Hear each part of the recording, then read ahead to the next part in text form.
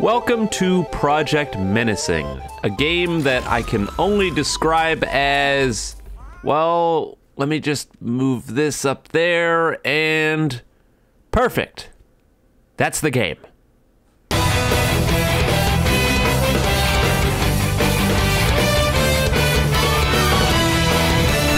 Yeah, okay. So the story is a little bit more complicated than that. So let's start from the beginning, shall we? Project Menacing is a game that I probably never would have gotten around to playing because, frankly, I'm just at the point where all of these Jojo games that aren't super popular, I just assume they have nothing to them because 99% of the time they have nothing to them. I usually judge whether or not one of these games is going to be even remotely worth my time by asking my stream chat while I'm playing Battlefield or something, and most of the time they'll be like, yeah, it's not good, don't bother, and I won't. The interesting fact on Project Menacing, though, is the only reason that I played it was because a developer for the game asked me to play it, which, based off that intro, sorry in advance. I think you can probably see where this is going. But I don't sugarcoat things, and I'm not gonna start now, regardless of who I'm talking to. Anyways, presumed developer for Project Menacing Fox reached out to me and asked if I could play the game and give them criticism for the combat because they've been trying to improve the combat system and that my input would be appreciated. I vaguely remembered hearing about this game at some point, but didn't remember playing it, so I basically told them, alright, I'll take a look if I have time, and then maybe I'll make a video on it. Because if I do that, then I won't feel like I'm being a charity worker and I'll make money off of it. I do need to make money. That's how this whole thing works. I told them I'd probably take a look on Monday, didn't get the chance on Monday. They asked me if I played it on Monday, I told them I hadn't, and then the day that I'm recording this video, they just asked me if I had another day planned, and I don't have the heart to respond to them. So if they see this video, which I'm sure they will, I didn't respond because I didn't have the heart to come directly to your DMs and say that I thought your game was dog shit. It's basically just stalling the inevitable, I know, but it is what it is. In terms of first impressions, I'll just kind of go over the first 15 minutes of gameplay that I played so you get a look into my mindset as I was playing and the quick descent into realization of what exactly I was playing. If I'm gonna be honest, I pretty much saw this stuff coming the second I logged into the game and I saw a whole bunch of people either standing around or killing each other with no real aim whatsoever. That immediately screams to me ABD and well, you saw the intro. As for direction, I didn't feel like I had any because, well, I didn't. So I took a look at the menu and found two things that I did like, or I guess three things. The first was the ability to toggle all sorts of different settings, so being able to toggle the music, screen shake, etc. These things, thankfully, have started to become a standard in a lot of these games, but it's been missing in many of them that I've played, and so it's always an appreciated feature. The next was the fact that there was an update change log in the game. That means that people that aren't in the Discord can actually see what's been changed after an update's been dropped. And the last is the ability to see all of your moves on one list right in the menu. No floundering around pressing all your keys on the keyboard and trying to figure out which keys do what. It doesn't tell you exactly what the keys do or what kind of meter requirement, etc. is required for them, but hey, at the very least, you get a list of your moves and that much is good. I also found an actual shop in the game that wasn't directly related to RNG, and anytime I see that, it brings a smile to my face. But that's probably the last smile on my face that you're gonna see today when it comes to this game. I walked over to this Jotaro NPC, and the Jotaro NPC told me, hey man, I need you to go kill Dio. I looked around, and there was no Dio, and no quest marker to find him. And at that point I was like, okay, now I know what we're getting ourselves into. This has set the stage, I now understand. But before I could go out and find the even more disturbing truth about this quest, I noticed that despite the fact that you can toggle a lot of the things in the menu, you can't toggle this incredibly obnoxious thing that makes it so that whenever you run, it zooms your screen out. If you're stopping and then starting movement over and over again in quick succession, I think I'm gonna get a headache. I don't know why you can't toggle this, and it's really, really, really annoying. Anyways, found a stand arrow, decided to use it, and I am Jotaro now. Because, I mean, why not? That's me. While I was trying to figure out what my moves did, some random jackass started trying to kill me. Because this is ABD 2 after all. What more do you expect? That's all people do in this game. When they decided to kill me, I also noticed that I was gonna start suffering an epileptic seizure very soon. The effects for time acceleration make shadows and shit fly across your screen at like Mach 6. And remember how I said I was gonna get a headache earlier? Now I really think I'm gonna get a headache. Then this cutscene played, and I guess that I'm Poochie now, with Whitesnake, instead of my own stand. I went to the menu, and sure enough, it says Whitesnake. Star Platinum's gone. Tried resetting, still Whitesnake. What the f is going on? I was thinking about restarting the game when it flashed to white and my Star Platinum's back. Okay then, whatever. At this point, I wanted to take a look at exactly how big the map was. So I went over to what I fully expected would be an invisible wall and jumped right over it. Wait, what? Okay, in games like these, you put invisible walls everywhere, right? That's just what they do. But this one, you just hop right over the wall. It's fine. And there's nothing outside the wall either. It's a big, open, barren, empty wasteland. It's a 2042 map.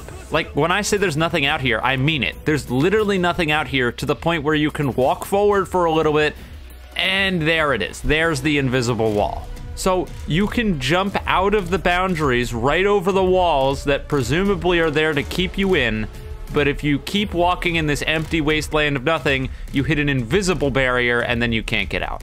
I'm not even going to attempt to understand the logic here, because I don't even know. Since I figured at this point there's no shot I'm gonna find the Dio boss, I looked for another NPC to talk to, and I found one. Not only that, but it said that I would be able to spawn the bosses here. And then that dreaded icon.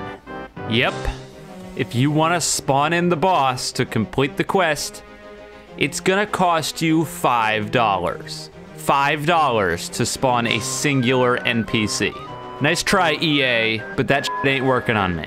After that, I finally found what I think is one of the only quests in the entire game that you can do reliably. And of course, it's to kill 8 brain-dead thugs, because it wouldn't be one of these games if it didn't have a quest to kill any amount of brain-dead thugs.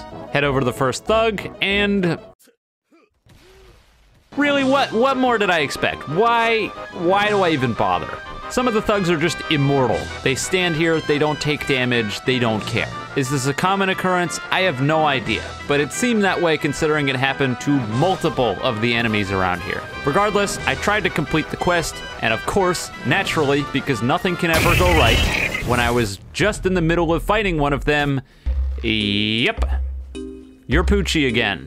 Surprise. So I went, fine, I'll go back, I'll fight them as Poochie. And then right as I was about to kill another one, you're back to Star Platinum. All your effort is forfeit. F you.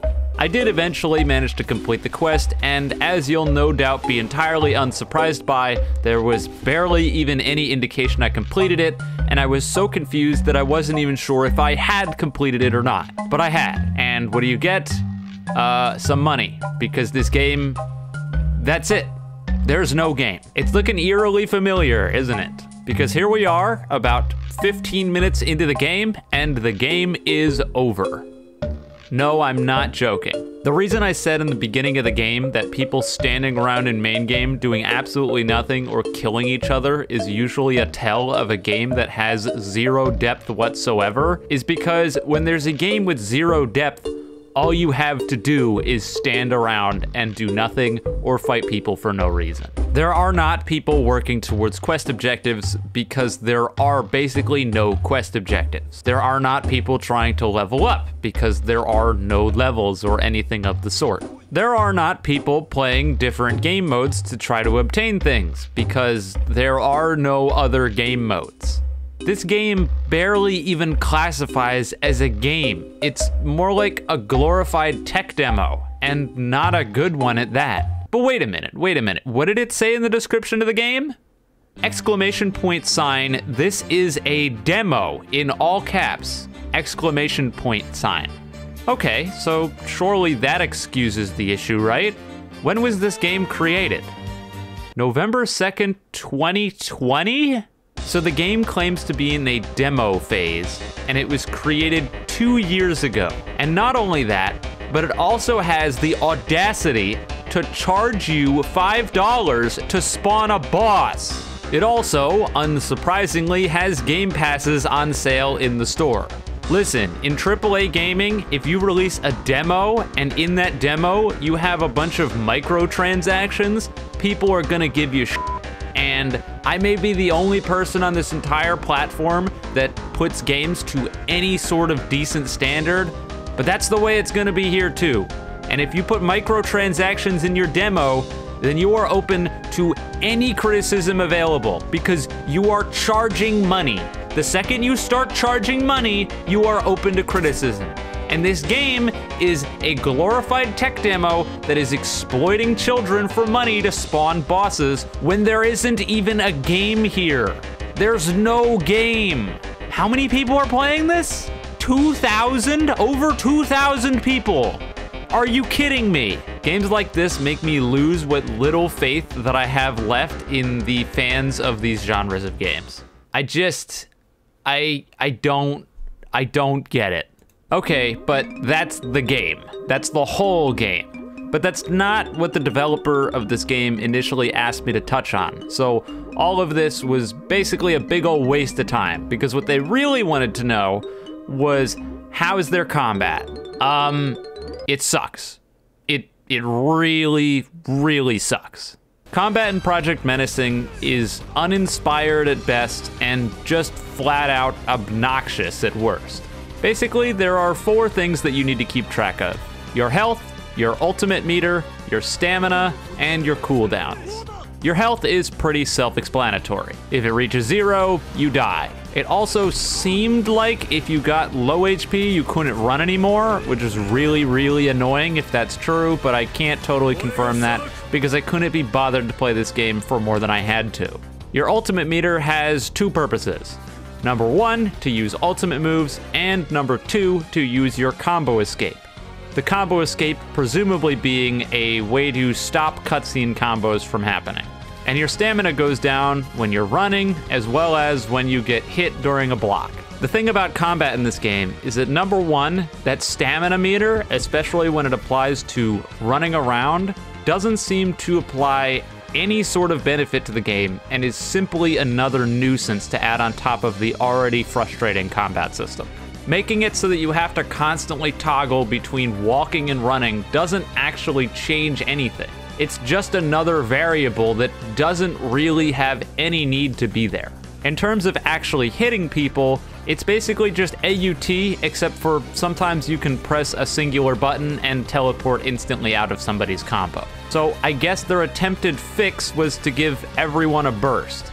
A burst, for those who don't know, is exactly this. You use some of your ultimate meter and you break out of a combo. The problem is that for me, this sort of combat alone already isn't very much fun, and just slapping a burst on there doesn't actually fix any of the root problems, especially when that burst has basically no feedback whatsoever on when it happens, so especially if you're attacking somebody and they use it, it's very difficult to tell oftentimes whether or not they lagged out of your combo, were able to dash out because the stun seems inconsistent, or if they used their burst. Who knows? It could be any of those things. Not only that, but the hitboxes on moves is just, I don't know how to describe it. Sometimes you attack at people and it hits them, and sometimes it just doesn't. It doesn't feel intuitive. But in reality, all this combat is your standard bait and punish affair. You run in circles until somebody whiffs an attack, you run in, you punish their whiffed attack, you combo them, and then you run away and wait for your cooldowns to come back so you can do it again. Difference here is that the margin for error when it comes to missing your combo or missing a combo starter, etc., is even larger because the cooldowns in this game feel like they take absolutely f***ing forever. Now, I don't really know exactly what the purpose of making cooldowns 14 years long is, because in games like this, where the only viable way of getting damage is comboing moves together, if you use all your moves and then they're on cooldown, then what are you gonna do? run in and try to do small amounts of chip damage while risking taking a big ass combo yourself, or run away and wait for your combo moves to come back so that way you can use them again. If you put everything on cooldown, you're basically just a sitting duck and you just wait until things come back. That's about as bad gameplay as it gets. Running circles, avoiding your opponent, waiting. Brilliant. And yeah, I mean, I don't really think there's much else I have to say here. I could comment on the fact that it feels like hitboxes are really small, and so trying to play aggressively is extremely punishing because of that. I could comment on the fact that I'm pretty sure that Made in Heaven just has a combo escape on top of their combo escape, so they can escape my combos twice, because why not? I could talk about any manner of these things, but at the end of the day, it's not really going to matter, is it? Regardless of what I say on the combat, there just isn't really a game here. And it doesn't matter if there's not a game here, because it's not stopping 2,000 people from playing it anyway. If it's not been made abundantly clear by this point, my level of standard when it comes to really any game on the platform is not at all equivalent to what the 9-year-olds want to see in these games. They want a non-game where they can spend 30 hours grinding for items. I oftentimes feel like I am the only person that speaks out against these kinds of things, and that's for good reason, because most other people just don't give a fuck. And that's where we're at right now. Project Menacing just kinda sucks, and there's not much else I have to say on it. I know I was pretty brutal in this review, but it's hard not to be. And I feel like I probably do owe a little bit of an apology to the developer who asked me to play this, because they basically just set themselves up for failure in a sense. I feel like they should have seen this coming, but who knows. With that though, I am done here. If you enjoyed this video, you can leave a like, subscribe, leave a comment, tell me how wrong I am. If you didn't, don't. And with all that being said, have a wonderful day or night wherever you are, and I'll see you guys next time.